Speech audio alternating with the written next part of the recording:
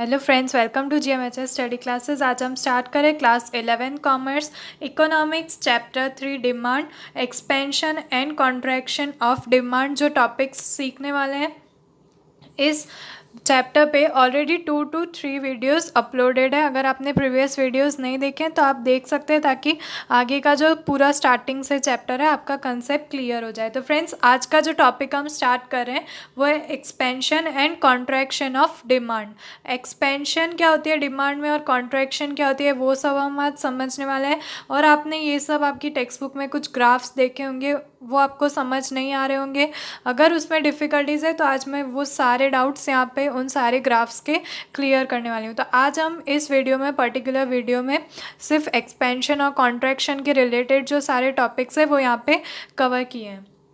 तो स्टार्ट करते हैं, देखते हैं एक्सपेंशन और कॉन्ट्रैक्शन डिमांड का क्यों होता है और उसका ग्राफ किस तरीके से रिप्रेजेंट किया जाता है।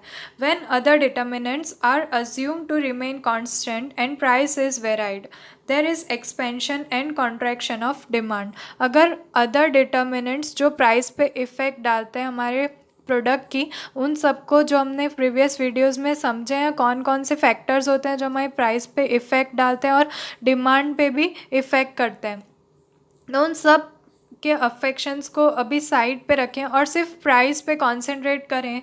तो प्राइस में जो चेंजेस आते हैं उसकी वजह से डिमांड में जो एक्सपेंशन और कॉन्ट्रैक्शन होता है वो हमें यहाँ पे समझना है। बाकी के अदर फैक्टर्स का यहाँ पे रिलेशन थोड़ा कम रहेगा। जैसे कि आप देख सकते हैं, there is expansion and contraction of demand when price falls keeping other determinants constant. अगर प्राइस फॉल हो रही है और अदर डिटर्मिनेंट्स कांस्टेंट है, मीन्स रिमेन सेम है, और सिर्फ प्राइस फॉल हो रही है उस प्रोडक्ट की, तो वहाँ पे एक्सपेंशन होगा डिमांड का, मतलब डिमांड बढ़ेगी और ज़्यादा प्रोडक्ट डिमांड में आएगा। सिर्फ प्राइस फॉल हो रही है, उसके सामने अदर डिटर्मिनेंट्स के जैसे हमने फैक्टर्स देखे थे वो सारे फैक्टर्स वैसे के वैसे ही रहेंगे। जैसे दूसरे प्रोडक्ट्स की प्राइस, फिर हमारे प्रोडक्ट का जो सब्सटीट्यूट कॉम्प्लीमेंट्री प्रोडक्ट्स, ये सब हमने सीखे थे, वो कांस्टेंट रहने चाहिए। और हमारी प्राइस में, प्रोडक्ट के प्राइस में फॉल होता है तभी उसकी डिमांड इंक्रीज़ होगी। Accordingly, when price rises, when the other determinants do not change, there is contraction of demand. अब जब अदर डिटर्मिनेंट्स चेंज नहीं कर रहे हैं बट प्राइस में राइज आया है तो डिमांड उसकी कम हो जाएगी। ऐसे ही अगर दूसरे प्रोडक्ट्स की प्राइस नहीं हो रही है, जो उसकी कॉम्पिटिटिव प्रोडक्ट्स हैं उनकी प्राइस में कोई चेंज नहीं आया, बट हम जो प्रोडक्ट यूज़ करते हैं अगर उसकी प्राइस में कोई चेंज आया तो उसकी डिमांड कम होनी है, हम किसी और प्रोडक्ट की तरफ चले जाएंगे। तो यहाँ पे इस ग्राफ से, ये जो यहाँ पे देख सकते हैं आप, expansion and contraction of demand का ग्राफ है। जब भी आप एग्ज़ाम में इस टॉपिक को एक्सप्लेन करें तो आपको ये ग्राफिकली किसी एक एग्जाम्पल के साथ आपको समझाना कंपलसरी रहेगा, बिकॉज ये मार्क्स आपको गेन करवाएगा। आप ज़्यादा से ज़्यादा मार्क्स स्कोर कर सकते हैं। इकोनॉमिक्स का इम्पॉर्टेंट पॉइंट यही है कि आपको graphically long question answers explain करने होते हैं, तो आपको ये ग्राफिकली दिखाना पड़ेगा। आप अपने आप से कोई भी एग्जांपल ऐसे लेके टेबल से सॉल्व करेंगे। यहाँ पे मैं आपको समझा देती हूँ कि ये कैसे किया गया है। देखिए, price of commodity in rupees, यहाँ पे प्राइस दी गई है एक कॉमोडिटी की। जब 5, 4, 3, 2, 1 वो डिक्रीज़ हुई है, तब उसकी डिमांड पे क्या उसकी इफ़ेक्ट रही है वो देखते हैं। देखिए, 5 रुपीज़ की जब वो प्रोडक्ट था तो 1 यूनिट उसका पर डे सोल्ड आउट हुआ होगा। उसके बाद जैसे ही 4 रुपीज़ पर यूनिट हुआ तब 2 यूनिट्स सोल्ड हुए। उसके बाद 3 रुपीज़ पर यूनिट, मतलब 3 रुपीज़ का हुआ तब 3 यूनिट सोल्ड हुए। उसके बाद 2 तो 4, 1 तो 5। तो आप देख सकते हैं जैसे जैसे प्राइस डिक्रीज़ हुई है डिमांड वैसे वैसे इंक्रीज़ हुई है। तो यहाँ पे नोट आप देखिए कि यहाँ से डिमांड का जो है, ये एक मिड पॉइंट ले लेते हैं, यहाँ से डिमांड कॉन्ट्रैक्ट हुई है और यहीं से यहाँ इस साइड से डिमांड एक्सपांड हुई है। जब दोनों सेम हो गए थे, सेम पॉइंट पे आ गए थे, उसकी प्राइस भी सेम थी और उसके यूनिट्स भी सेम आ गए थे। तो यहाँ पे जो आप ग्राफ देख सकते हैं, यहाँ पे हम वाई एक्सिस पे लिखेंगे price of the commodity in rupees और एक्स एक्सिस पे demand of commodity in units. उसके बाद हम जो यहाँ पे ड्रॉ करेंगे, हमारे कर्व होगा, इसे कर्व कहा जाता है। जो एक्सपेंशन और कॉन्ट्रैक्शन का जो डिमांड कर्व है वो किस तरीके से होगा, हमें प्लॉटिंग करना है। फर्स्ट ऑफ ऑल जब वन यहाँ पे प्राइस में देखना है, 1 रुपीज़ की जब प्राइस थी तो हमें यहाँ पे 5 यूनिट्स शो किए थे, 2 हुई तब हमने 4 किए, 3 हुई तब 3, जहाँ पे हमने मिड पॉइंट लिया है इसलिए वहीं पे आपको डॉट करके दिखाया गया है। 4 जब उसकी प्राइस आ गई थी 4 रुपीज़, तब उसकी डिमांड आ गई थी यहाँ पर 2 यूनिट्स। उसके बाद 5 रुपीज़ तब 1 यूनिट। तो ये इस तरीके का कुछ ग्राफ आपको दिखाई दे रहा होगा। ये जो कर्व है वो यहाँ से एक्सपेंशन हुआ था और यहाँ से कॉन्ट्रैक्शन हुआ था, मीन्स डिमांड कम हुई थी और यहाँ से ज़्यादा डिमांड हुई थी। तो इसे ही कहते हैं contraction and expansion of demand, जो प्राइस में राइज या फॉल आने की वजह से होता है, जिसमें अदर डिटर्मिनेंट्स में कोई चेंज नहीं होता। अब नेक्स्ट देखते हैं increase and decrease in price. Increase और डिक्रीज प्राइस इंक्रीज और डिक्रीज इन डिमांड। इंक्रीज और डिक्रीज डिमांड में कब आता है, जब प्राइस कांस्टेंट रहती है बट अदर डिटर्मिनेंट्स में चेंजेस आते रहते हैं। जैसे कि हमने यहाँ पे देखा था, प्राइस में राइज और फॉल हो रहा था बट अदर डिटर्मिनेंट्स जहाँ पे भी लिखा था वो कांस्टेंट ही रह रहे थे। यहाँ पे अदर डिटर्मिनेंट्स में आप देख सकते हैं कोई चेंजेस नहीं था, तब एक्सपेंशन और कॉन्ट्रैक्शन कहा जाता था। बट जब इंक्रीज और डिक्रीज इन डिमांड वो कब होता है, जब प्राइस कांस्टेंट रहेगी। आप ग्राफ देख सकते हैं यहाँ पे प्राइस 333 कांस्टेंट दिखाई गई है, इसे कांस्टेंट कहते हैं, जो सेम रहती है। बट अदर डिटर्मिनेंट्स में चेंज आने की वजह से डिमांड में इंक्रीज और डिक्रीज होता है। वो कैसे होता है वो मैं आपको डेफिनेशन के साथ कंप्लीटली समझा देती हूँ। देखिए, when one factor or some factors other than price change in favor of the demand of a good, then there is increase in demand, which is caused by rightward shift of the demand curve. If these factors change against the demand, then at the same price demand decrease at the entire demand curve shift to the left. Hence, increase and decrease in demand is caused by determinants other than price. Other than price मतलब यहाँ पे price को छोड़कर बाकी सारे ऐसे determinants जो हमारे demand पे इफ़ेक्ट करते हैं, उन सब में increase और decrease आने से increase in demand और decrease in demand of the product देखा गया है।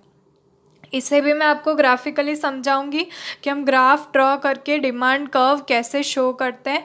बट फर्स्ट ऑफ ऑल आप समझ लीजिए, जो भी डिमांड ऑफ अ गुड मतलब हमारा जो भी प्रोडक्ट है उसमें इंक्रीज़ कब आती है, जब पूरा का पूरा ये जो आप कर्व देख रहे हैं वो राइट हैंड साइड पे शिफ्ट हो चुका है, उसे डिमांड कहा जाता है। और लेफ्ट हैंड साइड पे जब होगा, जब डिमांड डिक्रीज़ हो गई होगी। इस पे अदर फैक्टर्स का यहाँ पे इफ़ेक्ट होता है। अदर फैक्टर्स में अगर चेंज आ गया जो डिमांड के अगेंस्ट रहे हैं, ऐसा कोई नेगेटिव चेंज आ गया जो हमारी प्रोडक्ट के डिमांड पे इफ़ेक्ट डालेंगे, तो हमारी डिमांड डिक्रीज़ हो जाएगी। तो आप यहाँ पे देख सकते हैं price of the commodity rupees में कांस्टेंट दिखाई गई है, सेम प्राइस दिखाई गई है, बट डिमांड में चेंजेस आ रहे हैं। क्यों डिमांड में चेंजेस आ रहे हैं? क्योंकि जो अदर डिटर्मिनेंट्स है, जैसे अगर कोई सब्सटीट्यूट या कॉम्प्लीमेंट्री प्रोडक्ट के प्राइस में चेंज आया, जैसे कि कॉम्पिटिटिव प्रोडक्ट जो होगा, जैसे टूथपेस्ट है और सेम दूसरी किसी कंपनी का टूथपेस्ट होगा, उसमें प्राइस फॉल हो गया या उसकी क्वालिटी बेस्ट होगी और उसमें भी प्राइस फॉल या कोई अच्छी ऑफर्स होगी, तो हमारे प्रोडक्ट, हम जो प्रोडक्ट यूज़ करते हैं उसकी डिमांड कम होगी और दूसरे प्रोडक्ट्स जो सब्सटीट्यूट या कॉम्प्लीमेंट्री हैं उनकी ज़्यादा होगी। तो यहाँ पे आप देख सकते हैं demand of the commodity in units, जब कब एक पॉइंट जहाँ पे 3 और 3 प्राइस सेम थी, डिमांड सेम थी, बट यहाँ पे डिमांड कम होती हुई दिख रही है और यहाँ पे डिमांड इंक्रीज़ होती हुई दिखाई दे रही है। ये क्यों हो रहा है? बिकॉज यहाँ पे नेगेटिव चेंजेस और पॉजिटिव चेंजेस आए हैं। आप देख सकते हैं 1 2 3 4 5 कमोडिटीज़ की डिमांड इस तरफ से बढ़ी है, बट यहाँ से इस साइड देखेंगे तो कम हो गई है। अब हम नोट देख लेते हैं, मतलब डिक्रीज इन डिमांड और इंक्रीज इन डिमांड दिखाया गया। अब हम ग्राफिकली देखते हैं, वाई और एक्स एक्सिस पे, वाई एक्सिस पे हमें सेम प्राइजेस लेने हैं कमोडिटी इन रुपीज़, और एक्स एक्सिस पे डिमांड लेनी है उस यूनिट की।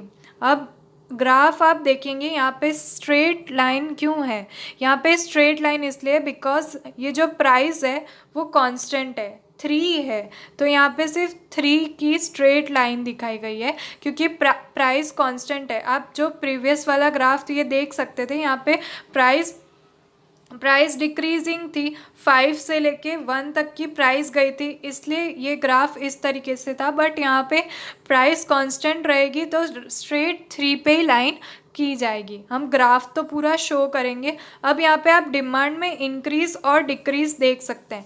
जब इस साइड पे डिक्रीज था, 1 से यहाँ से स्टार्ट हुआ था, हमें यहाँ से शो करना है। अब देखिए ये फर्स्ट यूनिट का यहाँ से पॉइंट है, यहाँ से 1 है, वहाँ से हमने स्टार्ट किया तो यहाँ पे 3 और 1 जहाँ पे इंटरसेक्ट कर रहा है वहीं पे हमने सिंबलाइज करके यहाँ पे दिखा दिया बी से, और एक स्ट्रेट लाइन यहाँ से क्रॉस करती हुई दिखाई है, स्लैंटिंग लाइन है।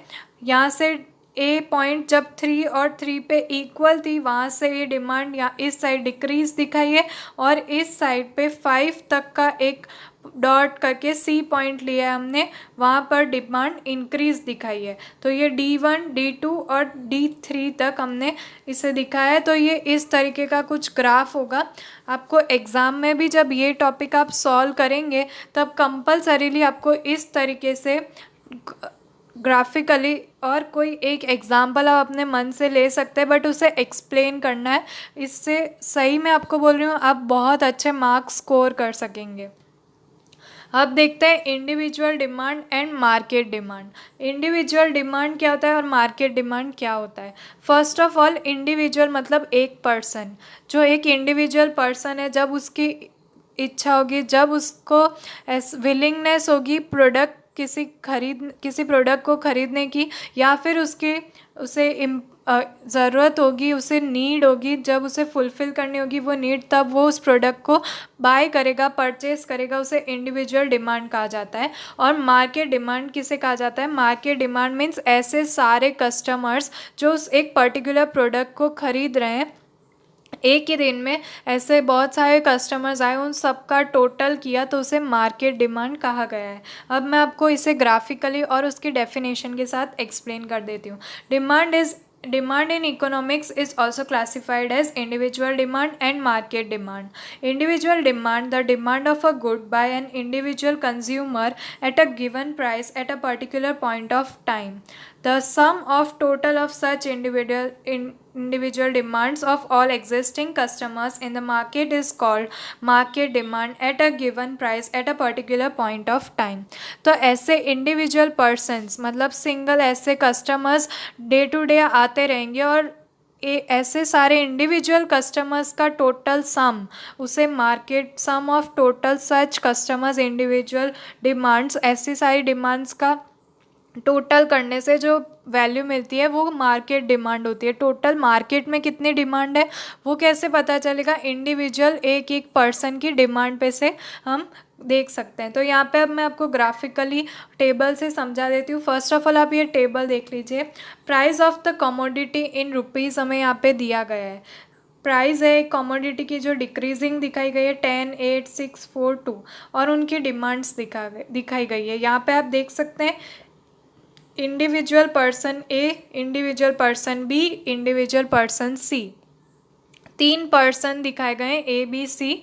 जो ए पर्सन है वो 10 रुपीज़ की जब एक प्रोडक्ट थी तब उसने 1 यूनिट परचेज़ किया। उसके बाद जो बी पर्सन है उसने 10 रुपीज़ का प्रोडक्ट जब था तब उसने 2 यूनिट्स परचेज़ किए, और सी पर्सन ने 3 यूनिट सेम प्राइस पे परचेज़ किए थे। तो टोटल मार्केट डिमांड उस टाइम पे, मार्केट डिमांड में टोटल वो प्रोडक्ट के 6 यूनिट्स सोल्ड हुए थे। आप समझ रहे हैं। पर्सन का इंडिविजुअल डिमांड देखें तो हर एक की नेसेसिटी, हर एक की इनकम और सिचुएशन पे डिपेंड करता है। उसकी इनकम पे भी होता है कि अगर उसकी इनकम ज़्यादा होगी तो वो ज़्यादा यूनिट्स परचेज कर सकता है, या फिर उसकी नीड पे भी होता है कि अगर उसको उसकी ज़रूरत नहीं है उतनी सारी यूनिट्स की तो वो नहीं करेगा। सबकी अलग अलग नीड्स होती है, तो यहाँ पे कोई भी नीड्स रही होगी बट उसकी इंडिविजुअल डिमांड देखिए 1, 2 और 3 दिखाई गई है, बट मार्केट डिमांड मतलब इनका टोटल 1 + 2 + 3 6। तो यहाँ पे टोटल मार्केट डिमांड मतलब सारे ऐसे इंडिविजुअल डिमांड्स को जब हम टोटल करते हैं तब हमें टोटल मार्केट डिमांड मिलती है। ऐसे ही जब 8 रुपीज़ का वो प्रोडक्ट था तब पर्सन ए ने 2 यूनिट्स परचेज़ की, पर्सन बी ने 3 यूनिट्स परचेज़ की और पर्सन 4 ने 4 यूनिट्स परचेज़ की और टोटल मार्केट डिमांड हो गई 9। ऐसे करते करते आप देख सकते हैं जैसे इंडिविजुअल यूनिट्स प्राइस डिक्रीज़ हुई तब इंडिविजुअल यूनिट्स डिमांड भी इंक्रीज़ हो रही है। जैसे जैसे प्राइस डिक्रीज़ हुई इन लोगों की डिमांड्स इंक्रीज़ होने लगी यूनिट्स में, ये लोग ज़्यादा यूनिट्स परचेज़ करने लगे थे और टोटल मार्केट डिमांड में भी इंक्रीज़ दिख रहा था। जो डिमांड थी पूरी मार्केट की वो भी हमें इंक्रीज़ दिखाई देने लगी है। जब पर्टिकुलर इंडिविजुअल की डिमांड इंक्रीज़ हुई तब मार्केट की डिमांड भी इंक्रीज़ हुई। अब इसे ग्राफिकली देख लेते हैं, ग्राफ ड्रॉ करके आपको समझाना होगा। Price of the commodity in rupees यहाँ पे दिखाया गया है, जो हम लेफ्ट हैंड साइड पे वाई एक्सिस पे ले रहे हैं और एक्स एक्सिस पे हमने सारी डिमांड ली है कमोडिटी की और उसे शो किया है। आप देख सकते हैं जैसे जैसे प्राइस डिक्रीज़ हुई है डिमांड यहाँ पे इस साइड पे इंक्रीज़ हुई है। यहाँ से 5 यूनिट्स तक का इंक्रीज़ आया है और डिमांड में भी डिक्रीज़ आ गया है। तो ये पर्सन ए का था। डिमांड कर्व कहा जाता है, ये जो स्ट्रेट लाइन आप देख सकते हैं इसे डिमांड कर्व कहा जाता है, जो पर्सन ए का हमने शो किया है। ऐसे ही पर्सन बी का भी शो किया है। आप देख सकते हैं उनकी जितनी प्राइस थी और उनकी डिमांड थी उन्हें हमने यहाँ पे प्लॉट कर दिया है और उसे शो किया है। और डिमांड कर्व ऑफ पर्सन सी, तो यहाँ पे डिमांड कर्व ऑफ पर्सन सी भी आप देख सकते हैं। उसी तरीके से प्राइस और कमोडिटी के चार्ट्स बना दिए और एक्स और वाई एक्सिस पे प्लॉट कर दिए। उसके बाद जितनी उनकी डिमांड थी वैसे उनके यूनिट्स उन्होंने 7 यूनिट्स तक परचेज़ किए थे तो वो भी हमने शो कर दिए। और लास्ट में market demand, total market demand, तो यहाँ पे ए बी सी डी जो भी पॉइंट्स हमने लिए जो टोटल मार्केट डिमांड का हमने कॉलम क्रिएट किया था वो यहाँ पे हमने शो कर दिया है। तो फ्रेंड्स आज के इस वीडियो में बहुत ही इम्पॉर्टेंट टॉपिक है वो आपने समझा है। अगर कोई भी डाउट अभी भी आपको रह गया है, आपको कोई क्वेश्चंस है, कोई क्वेरीज है इसके रिलेटेड, तो आप कमेंट करके बता सकते हैं और मैं ऐसे ही वीडियोस लेकर आऊँगी। अगर फ्रेंड्स ये वीडियो आपके लिए हेल्पफुल रहा हो, आपको अच्छा लगा हो तो आप इसे लाइक कर दीजिए, शेयर कर दीजिए और मेरे चैनल को अभी तक अगर सब्सक्राइब नहीं किया है तो सब्सक्राइब कर दीजिए। तो फ्रेंड्स नेक्स्ट वीडियो में मैं आगे का चैप्टर जो हमारा बाकी है वो अपलोड करने वाली हूँ। जो सारे टॉपिक्स रह गए हैं उन सबको डिटेल में एक्सप्लेन करूँगी। तो मिलते हैं हमारे नेक्स्ट वीडियो में, तब तक के लिए गुड बाय।